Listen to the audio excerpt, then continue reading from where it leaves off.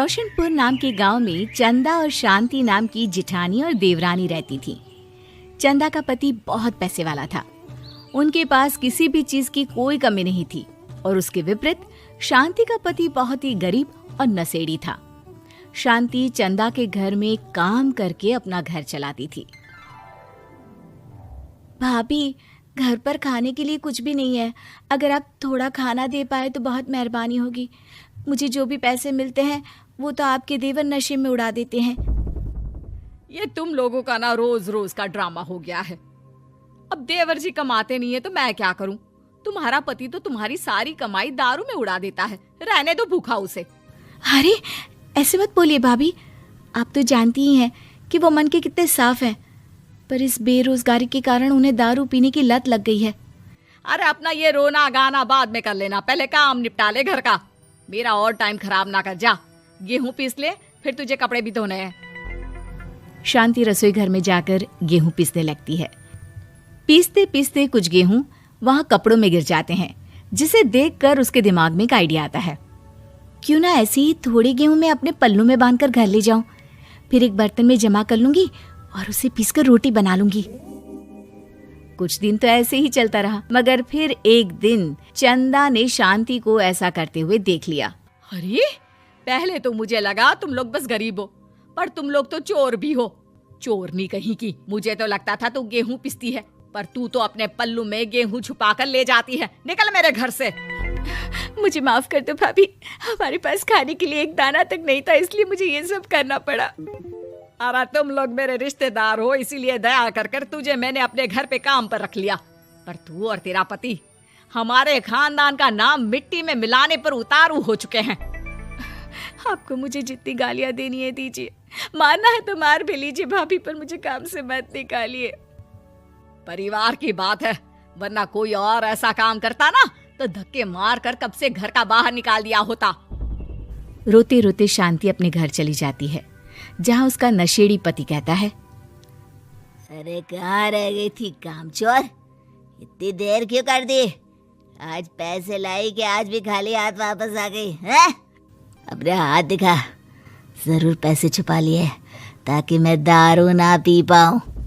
नहीं जी, मैं आपसे क्यों छुपाऊंगी, और अभी आप दारू पीने की बात कर रहे हैं, उसी कारण तो आज हम लोगों की ये हालत हो गई है। किसी काम की नहीं है तू, बिना मार खाए समझेगी नहीं। रख, अभी तेरे होश ठिकाने लगाता हूँ। रामलाल शांति को बहुत मारता है। शांति का मन दुखी हो जाता है और वो गांव के तालाब के पास के एक पेड़ के नीचे बैठकर फूट फूट कर रोने लगती है। मैंने कभी किसी का बुरा नहीं किया, फिर भी भगवान मेरे साथ ऐसा क्यों कर रहा है? मैं तो रामलाल जी की फिक्र करती हूँ, फिर भी उन्होंने मुझे इतना मारा। तभी उसे एक आवाज सुनाई देती है, रोने की कोई जरूरत नहीं है बेटी, चिंता क्यों करती हो? ये आवाज कहाँ से आ रही है? शांति अपने आसपास देखती है, उसे कोई नहीं दिखता। वो ऊपर देखती है, जहाँ उसे एक छोटी सी परी दिखती है। आप कौन है? आप तो कोई परी लगती हैं। हाँ बेटी, मैं इसी पेड़ पर रहती हूँ। मैंने तुम्हारी सारी बात सुनी, अब तुम्हें फिक्र करने की कोई जरूरत नहीं। अपनी आंखें बंद करो। शांति आंखें बंद करती है और जादुई परी अपनी छड़ी घुमाती है। उसकी छड़ी घुमाते ही पेड़ के सारे पत्ते सुनहरे रंग के हो जाते हैं। परी उनमें से एक पत्ता तोड़ लेती है और फिर से अपनी छड़ी घुमाती है, जिसके कारण सारे पत्ते पहले की तरह साधारण से दिखने लगते हैं। आंखें खोलो बेटा। लो, इस पत्ते को ले जाकर अपने तकिए के नीचे रख देना। ये तो एक साधारण पत्ता है, इससे क्या होगा? ठीक है, अगर आप कहती हैं तो मैं इसे रख लेती हूँ। शांति उस पत्ते को लेकर अपने घर जाती है और अपने कमरे में तकिए के नीचे रखकर सो जाती है। सपने में उसे वही पेड़ वाली जादुई परी दिखाई देती है। बोलो शांति, क्या चाहिए तुम्हें? मैं चाहती हूँ हम बहुत अमीर हो जाए और मेरे पति नशा करना छोड़ दें, उन्हें कोई काम भी मिल जाए। कल जब तुम सुबह नींद से जागोगी, तुम्हारी इच्छा पूरी हो गई होगी। अगली सुबह शांति नींद से जागती है, अपने आसपास का नजारा देखकर चौंक जाती है। उसके बिस्तर पर चारों तरफ सोने चांदी रखे हुए थे। हे भगवान, कहीं मैं सपना तो नहीं देख रही? इतना सारा सोना, वो भी मुझ गरीब के पास। रामलाल जी को बताती हूँ, वो बहुत खुश होंगे। शांति जैसे ही कमरे के बाहर जाती है, वो देखती है कि रामलाल सूट बूट पहने काम के लिए बाहर जा रहा होता है। मुझे शहर में एक नौकरी मिल गई है शांति, मुझे आने में देर हो जाएगी, घर का ध्यान रखना। और इस तरह शांति बहुत अच्छा जीवन बिताने लगती है। उसके पास अब किसी भी चीज की कमी नहीं रह जाती। रातों रात शांति के पास आए इतने पैसों को देखकर उसकी जिठानी उससे पूछती है, अरे क्यों रे शांति, कहीं बड़ा हाथ मारा है क्या? अचानक तुम लोगों के पास इतना पैसा कैसे आ गया? नहीं नहीं भाभी, ये सब तो जादुई परी के दिए हुए पत्ते का कमाल है।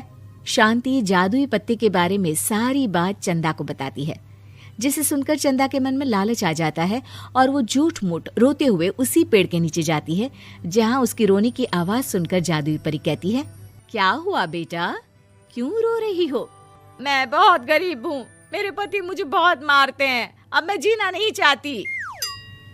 चिंता मत करो बेटा, अपनी आंखें बंद करो।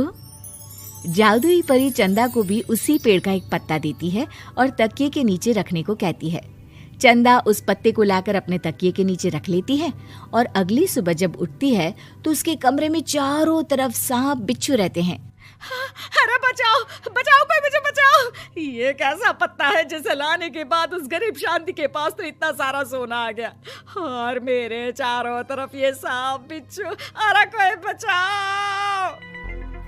चंदा अपनी जान बचाती हुई शांति के पास जाती है। चलिए भाभी, मुझे लगता है आपके घर में सांप बिच्छू को बस जादुई परी ही हटा सकती है। दोनों मिलकर जादुई परी के पास जाते हैं। ये सब तुम्हारे बुरे इरादों का नतीजा है चंदा। तुम झूठ मूठ बस पैसे के लालच के कारण यहाँ आकर रो रही थी, इसीलिए तुम्हें जादुई पत्ते ने उसकी सजा दी। अरे मुझे माफ कर दीजिए जादुई परी, मेरे मन में लालच आ गया था। अरे शांति, तुम भी मुझे माफ कर दो, मैंने तुम्हारे साथ बहुत गलत किया है, फिर भी तुम मेरी मदद के लिए आई। चंदा को अपनी गलती का एहसास हो जाता है, इसलिए जादुई परी उसके घर से सारे सांप बिच्छू को गायब कर देती है। चंदा और शांति आपस में मिलजुल कर रहने लगती हैं।